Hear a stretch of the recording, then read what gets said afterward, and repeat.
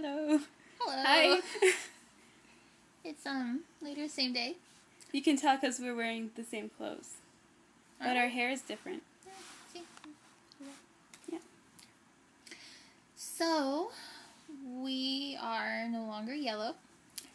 And we are going to talk about Twilight, we decided. Because we just watched the movie. Yeah. Which wasn't as bad as I was expecting. I like it. I was really expecting sheer badness. There was badness.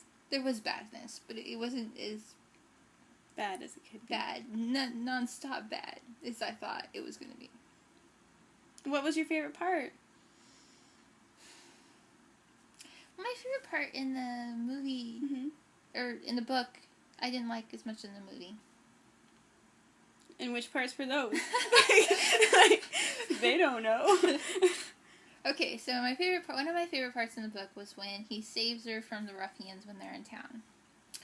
And then he takes her to dinner, and he's like, I need you to talk to me because I want to go kill him. I don't know why I liked this scene, but I did. I liked it. I thought it was sweet in the book. In the movie, it was just kind of weird. I didn't necessarily like it as well. But in the movie, what was your favorite scene? In the movie? Yeah.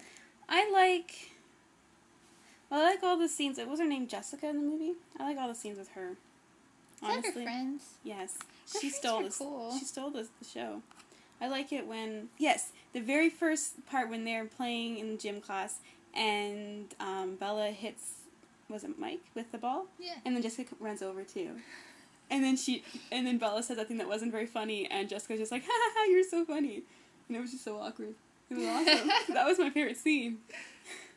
I liked all the scenes with her friends. Yeah. And then she's like so quiet, especially when they're trying on prom dresses and stuff, and she's just all moody and quiet. Yeah. I'm thinking I would have been having a blast right now because I'm the new kid in school and nobody knows me, and this weird, freaky looking, weird makeup dude. He wore lipstick throughout the entire movie. Okay.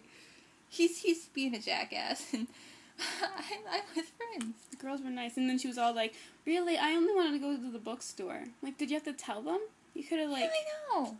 You could have at least rude. tried to get into their dresses, especially since they look pretty. Yeah. And they're taking you in as the new girl in school. I mean, you can be a little more nice. But she didn't talk much. I mean, there's all this stuff she doesn't say.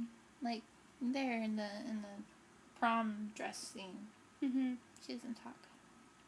I like her friends. And Edward's makeup is seriously, I don't know. He's just not attractive.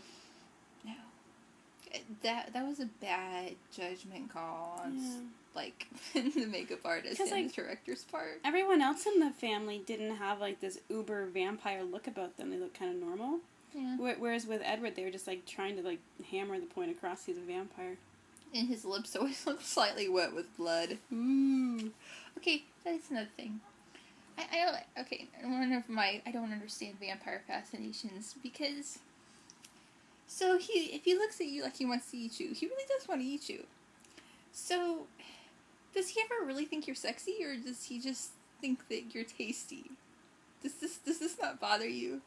He's obsessed with you, but I mean, all guys are like that. Well, other guys think you're sexy. No, but he thinks you're sexy because he wants to eat you, and other guys think you're sexy because they want to do other things. So all guys are all the same. Because a vampire eating you is like the equivalent of sex in vampireness. So, I mean, it all boils down to guys just... Well, you know, in most sexual relations, you don't wake up dead, or not wake up at all. What am I thinking of?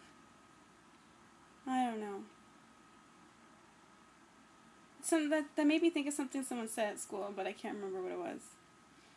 But I think it was something along the lines of, like, sex is kind of a death as well. I can't remember what they said. What school did you go to? This is a university, I think. This is an uber Christian school. No, I think it was the death of you as a pure virgin. I think it was in philosophy class. This is your last chance to be the Virgin Mary. You totally blown it. No, I think it was in philosophy class. They talked about, like, after you... This is so embarrassing. Our other conversation, like... turn into this too. No, after you have sex, it's like le petit mort or something, the little death. Am I thinking of something else? Have you ever heard of that? No. Maybe I didn't have the right philosophy classes. My philosophy classes were more boring. We didn't discuss sex. If we were discussing Freud. We definitely discussed it. He was weird. Let me see. Okay, just keep talking because I'm Googling. I'm Googling. So the camera's still going. Okay, yeah, we would discuss Freud. Freud saw sex and everything.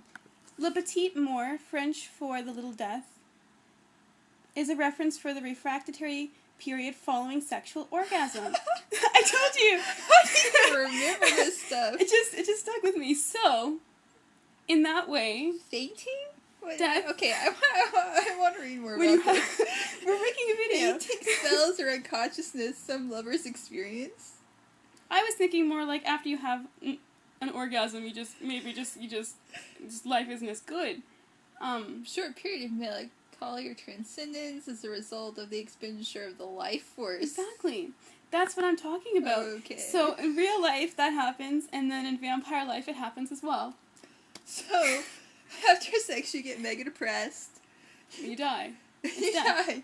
Nice. So it all equals back to sex. So it's so mega depressing. Why is everybody so obsessed with it?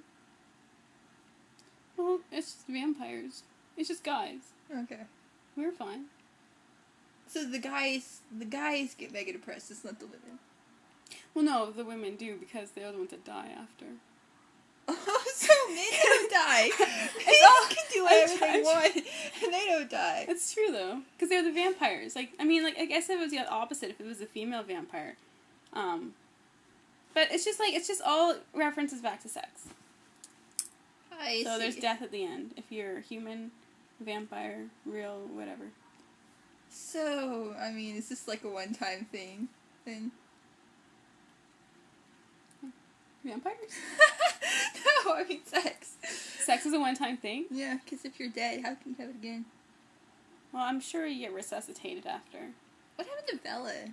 What happens to Bella? Yeah, I mean, I know she has sex and then she's like instantly pregnant like 2 hours later. Does that ever happen again, or do they call it once and call it quits? The thing is, she was human at that point, so by giving birth, she was pretty much dying.